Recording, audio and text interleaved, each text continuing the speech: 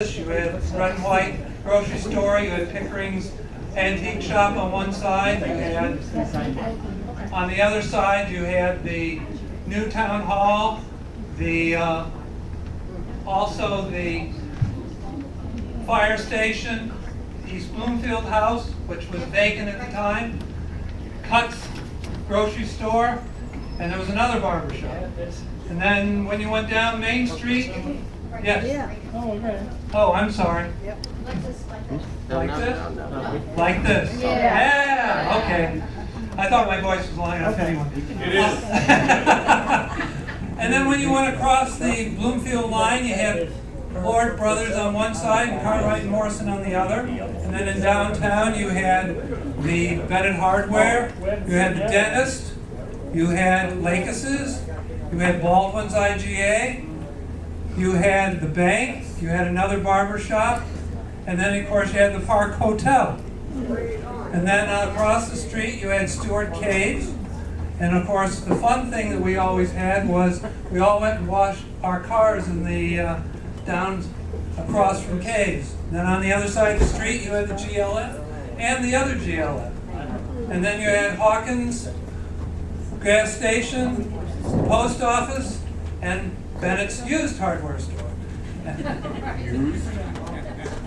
No, I got Hawkins. Yeah, I got Hawkins. So that's what it looked like back then when we were graduating from high school. And of course, if you've driven down Main Street recently, it's not the same.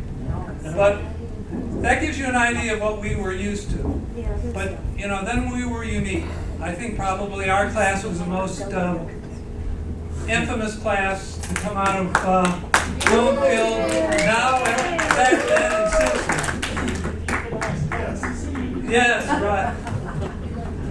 For social stuff, I want to talk about what we did in high school. For social things, of course the school was our main social area.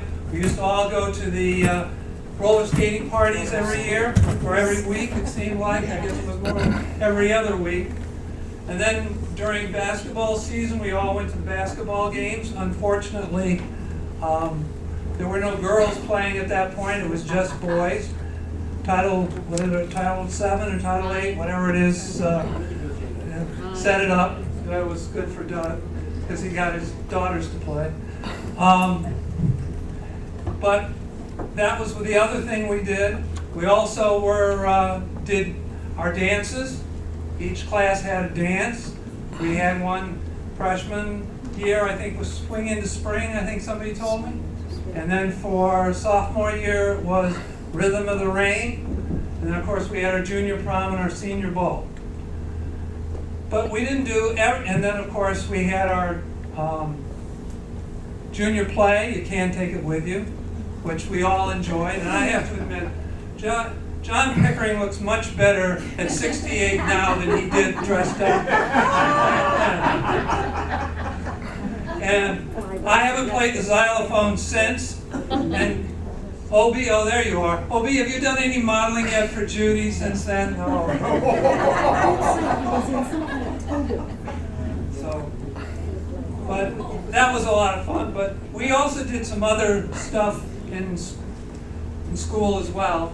If we weren't busy at school, we went down to Lakis's to have a soda or ice cream or something like that.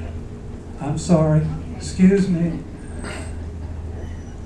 And then of course, those of us who played basketball always ended up at Wheeler's playing basketball, but that was only if there was no funeral or calling hours, which always stopped us from playing.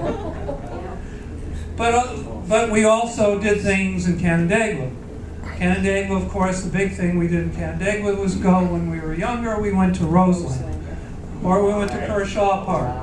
And when at Roseland, it was always the Mighty Mouse or the Skyliner, or we played miniature golf, or we went in the fun house, or we did the teacups, or the bumper cars. That's true. And then when we got older, we went across the street to the Parkway Drive-In, also known as the Passion Pit. And then we got a little bit older, we went back across the street, we went to Clark Hacienda or Ginghamtown and got a little bit of a libation. Except for some of us. Some of us were a little bit more adventurous. We went down Route 64 and went to the ski lodges here, Wilmer, Alexander, and the Dukes. Or we went to the Sitzmark and heard the Invictus. Or we went to Purple Pig, yeah. And who always played at the Purple Pig? Is everybody? Bill, I know you know who. Bat McGrath. Thank you, Bill. So that was our social life. And then when we were also well known for our sports. For instance, field day was always a big time for us. We were the first class, and I think the only class that won field day all 4 years. It was always expected that the seniors would always win, and we won every year straight through. Well, you know, whatever the reason. But we also were good in other sports as well. Phil Forbes pitched the one and only no-hitter that the school has ever had, but there seems to be a little bit of dispute over where he did it. Phil remembers that it happened in his sophomore year in Naples.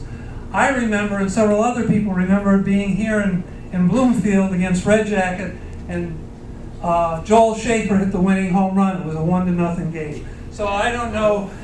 They can fight it out over what happened. He did do a no-hitter. It was for Victor? Oh, okay.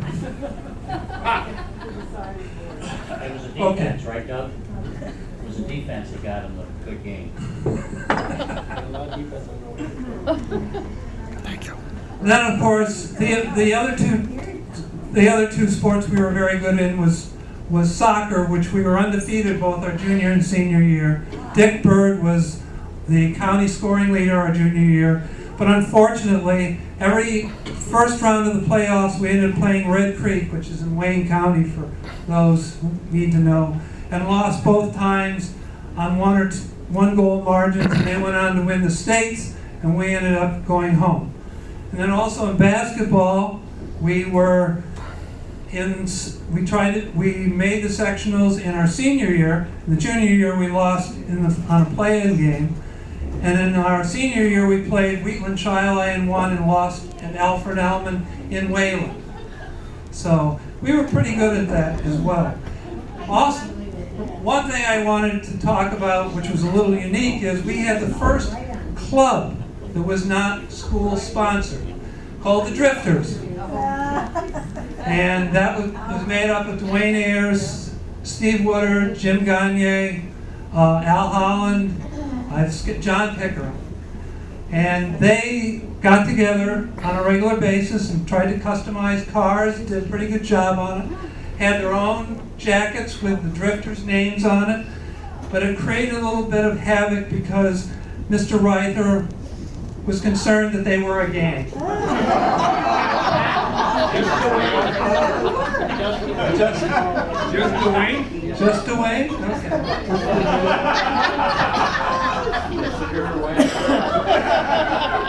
But, you know, that jumped on one of those damn pigeons and gone. well, we'll get to that in a few minutes. So we were unique in that, and of course, it was never the same after Mr. Reither got involved. So never was, right? Doug was talking about our most famous thing, which is our pranks. Well, no, it was our senior year. Well, it wasn't our senior year necessarily. It was the class of '65. We had several pranks. Of course, the most famous is the pigeons in the gym. But that wasn't the only one. We also got in a little bit of a problem just before we graduated because a group of our classmates decided to paint the outbuildings around the back of the gym. Almost didn't have our senior dinner and almost didn't end up graduating. Yeah, maybe. But we also had a couple of instances of egg throwing. I think several of our classmates were involved in that. And I also remember an instance where Eric Wintermute had a beautiful Volkswagen, and the class sort of moved it for him out of his parking lot to somewhere else. But the one that'll last forever in my memory and will last in all of your memories is something that you can see on a daily basis. If you pick up a copy of our yearbook, is that one of our wonderful classmates in the varsity soccer picture in our senior year gave the finger to the photographer and everybody who was watching.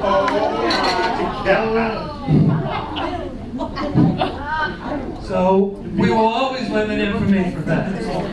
Because long after we're gone, that will always remain the same.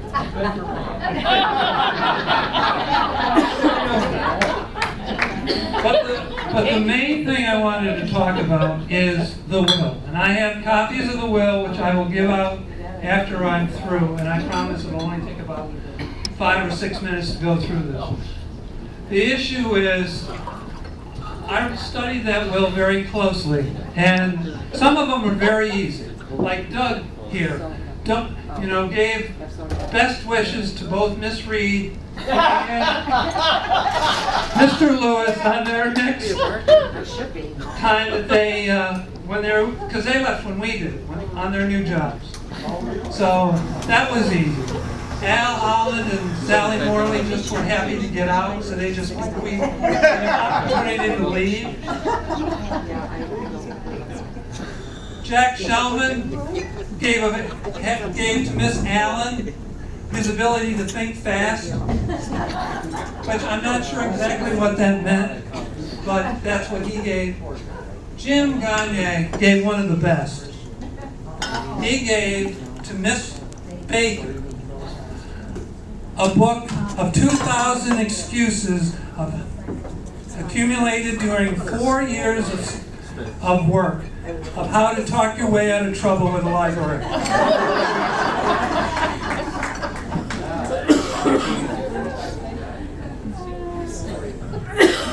Joel here was such a ladies' man that he gave back to the 8th grade, the junior boys, all the junior girls. I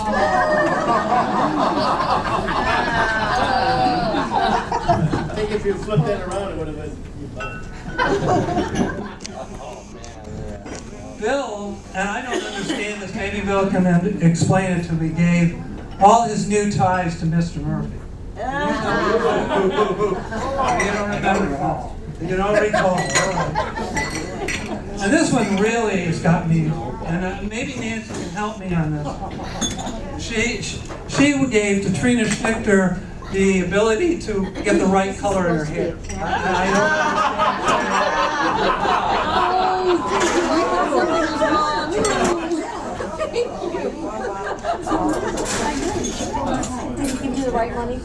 Barbara here, we all know what she gave. I love my cabin. A cabin. Oh, I love my cabin. The cabin was, I think she should write the city of Las Vegas and say, I had that phrase first. What I do here stays here.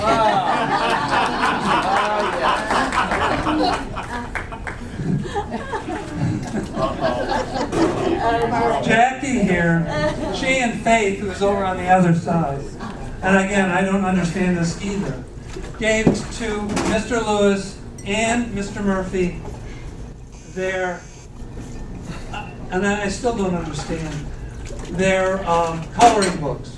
Oh, Did you? remember that, Jackie? Yeah, we had coloring books in Miss Reed's class after school. We was there, and we would color, and we post them on the walls. Oh, okay. See? You learn something new every day.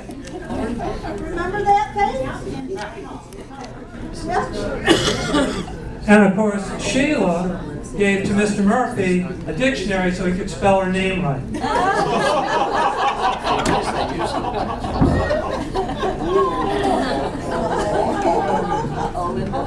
Linda, and I gave to Mr. Blodgett all her chimney fires. She had a chimney fire her senior year. Mr. Blodgett showed up as one of the firemen, so she decided she'd give all of them. back to. I forgot. Nancy and Barbara, oh, I'm sorry, Nancy and Shirley, gave to Mr. De Benedictus a city map of Rochester and a list of where all the one-way signs were.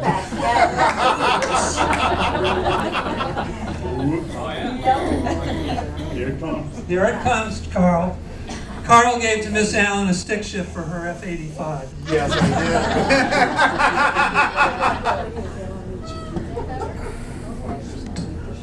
Hello, how are you doing? No. He gave to Mr. Goshnow the ability to sleep in class with his eyes open.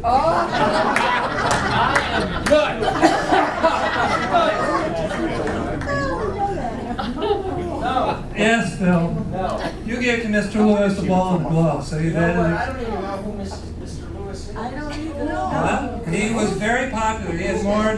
He gave more gifts to him than. He was our baseball coach, senior year. And of course, Sandy was one of the few people who did not donate something.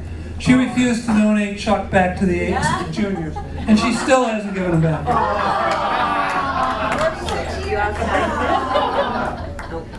Marianne, who is our president, had to donate to the junior class president all the problems she had trying to run this stupid class.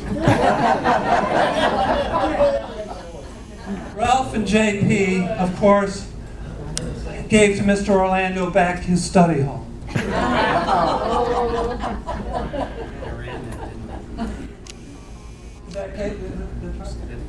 Hi, Candy.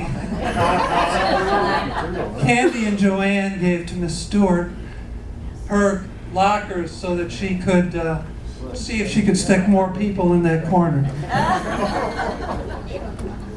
Sandy, another Mr. Lewis donation. Sandy gave her management style. Again, some of them I don't understand either. Well, you wrote it back 50 years ago. And last but not least, it's Judy. And she gave back to BCS all the rules. And that's how she left it. And that's it for me. Thank you all.